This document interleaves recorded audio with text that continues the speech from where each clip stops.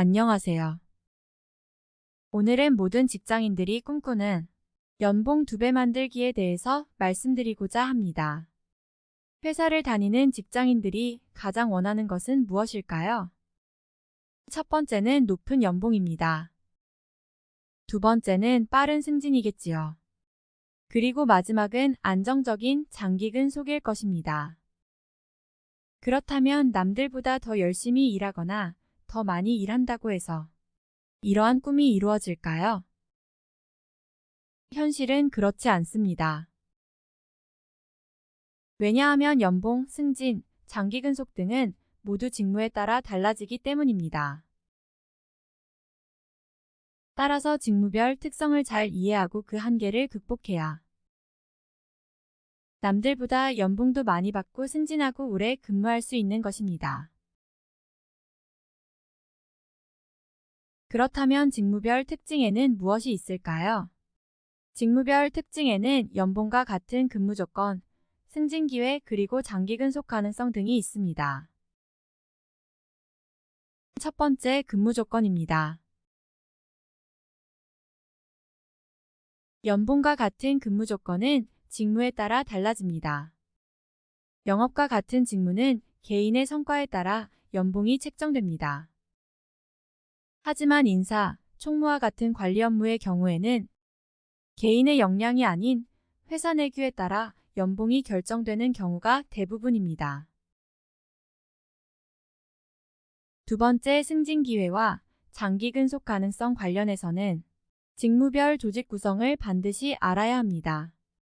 보통 팀원에서 시작해서 팀장 그리고 본부장으로 승진을 하게 됩니다. 그런데 해당 직무가 독립된 부서가 없다면 아무리 열심히 해도 팀장이 될 수 없을 것입니다. 마찬가지로 해당 직무에 본부 조직이 없다면 본부장과 같은 임원으로의 승진도 불가능할 것입니다. 즉, 직무별로 조직의 구성이 다르고 그에 따라 승진 기회 및 장기 근속 가능성도 달라지는 것입니다. 이제 경영지원 직무에 대해서 직무별 특성을 알아보도록 하겠습니다. 경영지원 직무에는 인사, 총무회계, 법무, 노무 등이 있습니다. 첫 번째 연봉과 같은 근무 조건 관련해서는 경영지원 직무는 회사 내규에 의해 결정되는 경우가 대부분입니다. 두 번째 직무별 조직 구성에 대해 알아보겠습니다. 회계 직무의 경우 회계팀이 있고 경원지원본부가 있기 때문에 팀장 및 본부장 임원으로의 승진이 가능합니다. 그리고 그에 따라 장기 근속도 가능해집니다. 인사 직무의 경우 인사팀은 있으나 본부는 없는 경우가 대부분입니다. 따라서 팀장까지는 승진이 가능하지만 본부장으로는 승진이 어렵습니다. 경영지원본부의 경우 본부장이 인사, 총무 회계 등을 총괄하는데 회계에 대한 지식을 필요로 하기 때문에 인사, 총무 경력자보다는 회계 출신이 본부장이 되는 경우가 대부분이기 때문입니다. 총무 직무의 경우 별도 팀이나 본부가 없는 경우가 많습니다. 총무는 인사팀 또는 인사총무팀에서 총괄하기 때문입니다.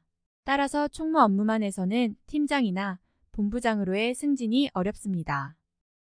법무, 노무 직무의 경우에도 총무의 경우와 비슷합니다. 이처럼 직무별로 조직 구성이 다르고 근무 조건도 달라집니다.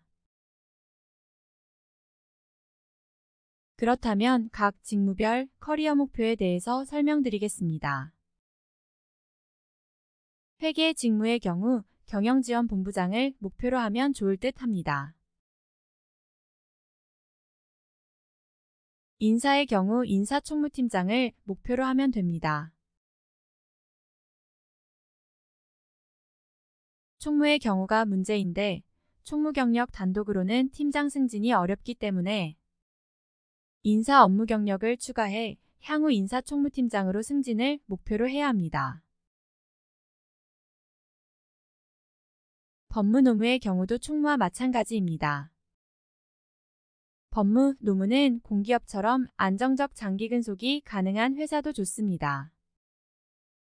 그리고 법무, 노무가 특화되어 있어서 별도의 부서가 있는 회사를 목표로 하는 것도 좋습니다.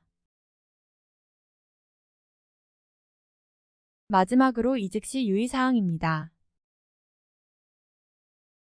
직무 전환을 위한 이직 시에는 사원급일 때 이직을 하는 것이 가장 좋습니다. 늦어도 대리 초반까지는 반드시 이직을 해야 합니다.